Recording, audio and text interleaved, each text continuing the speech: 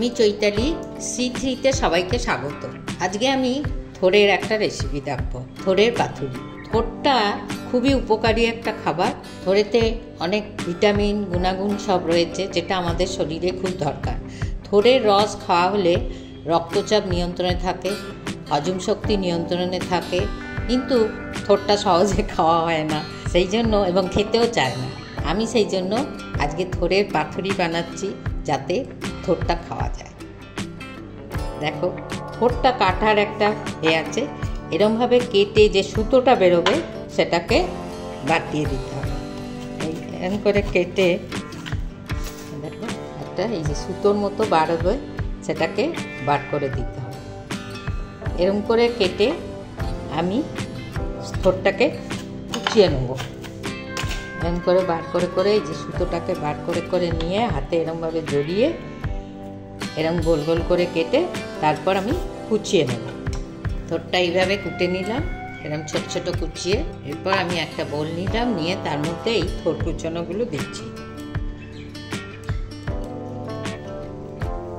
তার মধ্যে দিলাম পরিমাণ মতো নুন, আর দিলাম একটু হলুদ, আর দেব এখানে সর্ষে, পোস্ত আর কাঁচা লঙ্কা বাটা, সেটা দিয়ে দিলাম। দিলাম নারকেল কোড়া, দিয়ে এটাকে আমি ভালো করে হাত দিয়ে একদম চটকে চটকে মাখবো।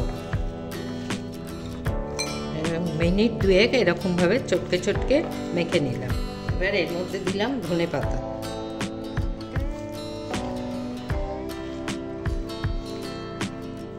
আর দেব সর্ষের তেল। সর্ষের তেলটা একটু বেশি দিলে ভালো টেস্ট হয়। এগুলো কলা পাতাতে করলে করে, কিন্তু আমার হঠাৎ করে মনে হয়েছে কলা পাতা আমার রেডি ছিল না, আমি তাই জন্যে আমার গাছের কলা ফুল গাছ আছে, তার পাতা দিয়েই বানাচ্ছি। এটার মধ্যে আমি এটা দেব।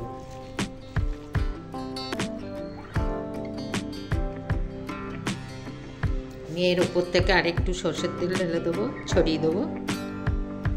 দেবো একটা কাঁচা লঙ্কা, দিয়ে এটাকে এরমভাবে মুড়ে এই সুতোটা দিয়ে আমি চেপে একটাকে বেঁধে দেবো।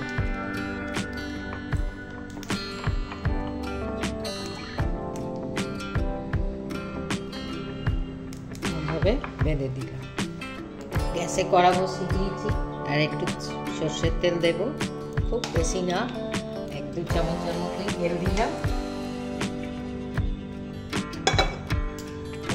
এটাকে দিয়ে দিলাম,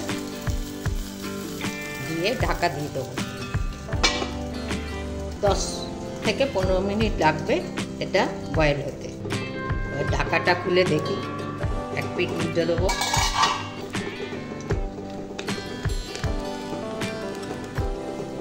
পেটটা এবার উল্টে দেবো।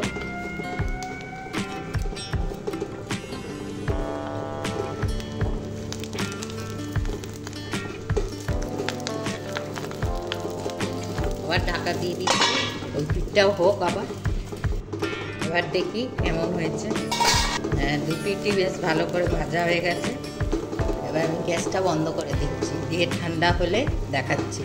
এই আমি খুললাম এটাকে, খুবই ভালো হয়েছে, একদম গলে গেছে। এটা গরম ভাতের সঙ্গে খুব খেতে ভালো লাগে। তোমরা করে আমাকে জানিও কেমন হলো, আর ভালো থেকো। আবার আসছি নতুন কোনো রেসিপি নিয়ে।